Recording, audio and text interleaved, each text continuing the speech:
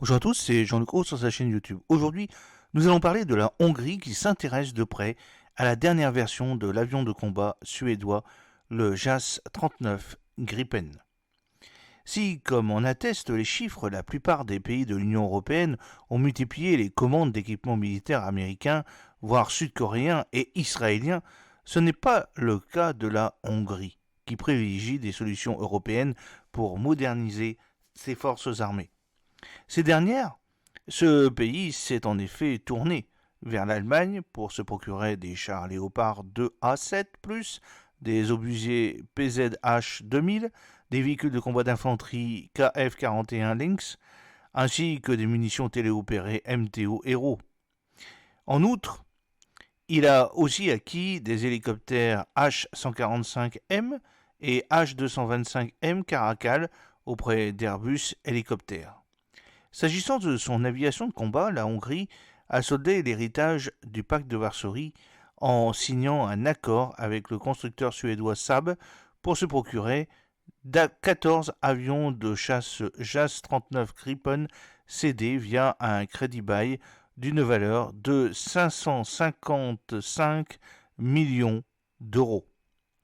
En février, malgré des relations diplomatiques tendues avec Stockholm, Budapest a fait part de son intention d'en acquérir 4 de plus. Alors que, comme l'ont souligné les députés Jean-Louis Thiéraut et Jean-Charles Lassonneur dans un rapport sur l'industrie de défense européenne, une vague de F-35 s'apprête à déferler sur l'Europe, étant donné que 560 chasseurs bombardiers de ce type ont été commandés par les pays européens. La Hongrie garde sa confiance à l'égard de Saab. En effet, selon le ministère hongrois de la Défense, qui discute actuellement avec son homologue suédois de la possibilité d'acquérir le Gripen EF, c'est-à-dire la dernière version de l'avion multirôle développé par Saab, nous avons des discussions intéressantes avec la Hongrie concernant le Gripen E, a en effet récemment confié Asa Toskrum, le directeur adjoint de la division aéronautique de Saab.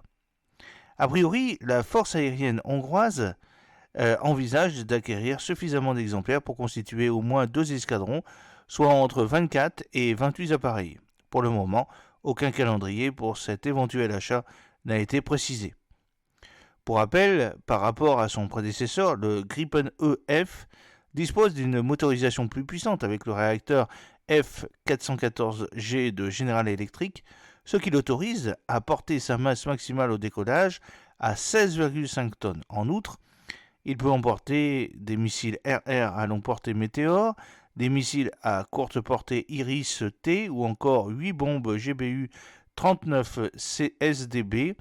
Enfin, il est doté du radar AESA à antenne active ES-05 Raven, d'un IRST, Infrared Search and Track, Shieldward G, d'un viseur de casque Tango 2 et d'une nouvelle suite de guerre électronique et de liaison 16.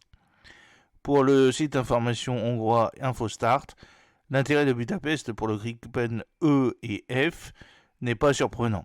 On entend depuis un certain temps déjà que les bombardiers, les Gripen C et D existants sont insuffisants pour la défense aérienne du pays, ainsi que pour les obligations contractées au sein de l'OTAN. La guerre en Ukraine rend cette évolution encore plus justifiée, écrit-il.